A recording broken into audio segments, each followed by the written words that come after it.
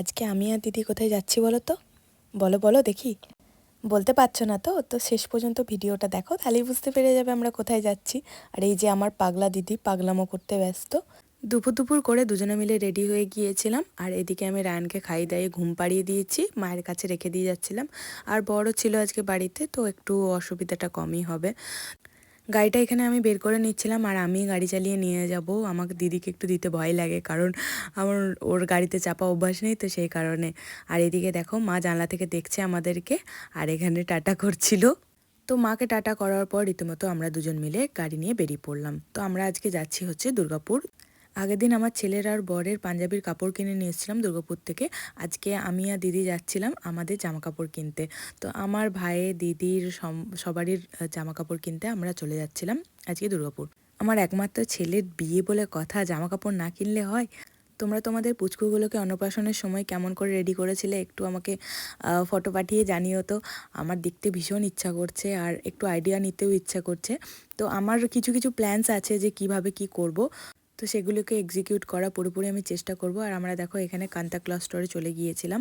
আমার এখান থেকেই শাড়ির বাজার করতে ভালো লাগে বেশি, তো আমি আর দিদি এখানেই চলে গিয়েছিলাম দুজনে মিলে। আমি একটু কনফিউশনেই ছিলাম যে কী শাড়ি নেবো, বাড়ি থেকে একটু ভেবে গিয়েছিলাম, বাট ওখানে গিয়ে এত শাড়ি দেখে আমি আর কনফিউজ হয়ে গিয়েছিলাম যে কোন শাড়িটা নেব আর কোন শাড়িটা নেব না।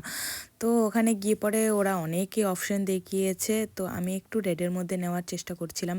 তো তোমাদেরকে দেখাবো আমি কি শাড়ি নিয়েছি। এখন আপাতত দেখো এই শাড়িগুলো কত সুন্দর দেখতে।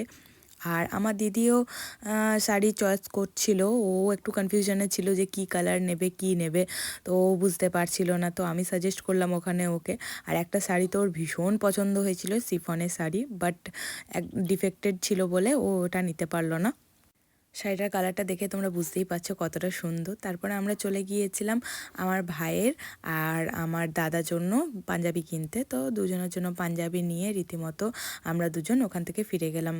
সবার জন্য কেমন কি বাজার করেছি তোমাদের সঙ্গে অবশ্যই একটু শেয়ার করব, তোমরা দেখে নিও। তারপর আমরা দুজনে মিলে পানাগড়ে এসে মিনি বাজার চলে গিয়েছিলাম একটু ফুচকা খাওয়ার জন্য। ফুচকার টেস্টটা তো মানে অসাম ছিল আজকে, মানে বলার মতো নয়। তারপর ফুচকা খাওয়ার পর মায়ের জন্য ফুচকা নিয়ে বাড়ি চলে এলাম। বর বলেছিল ফুচকা খাবো না, তাই ওর জন্য নিয়ে আসিনি, ওর জন্য নিয়ে এসেছিলাম কোল্ড ড্রিঙ্কস। তো ওকে কোল্ড ড্রিঙ্কস দিয়ে দিলাম, আর ও পাপার সঙ্গে একটু খেলা করছিল বসে বসে। অনেকক্ষণ ধরে আমাদেরকে দুবার তিনবার করে ফোন করেছে যে তাড়াতাড়ি আসার জন্য বাড়ি।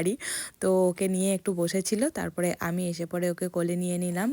অনেকক্ষণ আমাকে দেখতে না পেলে ওর মনটা পুরো খারাপ হয়ে যায়, আর আমাকে দেখলে পুরো হ্যাপি হয়ে যায়।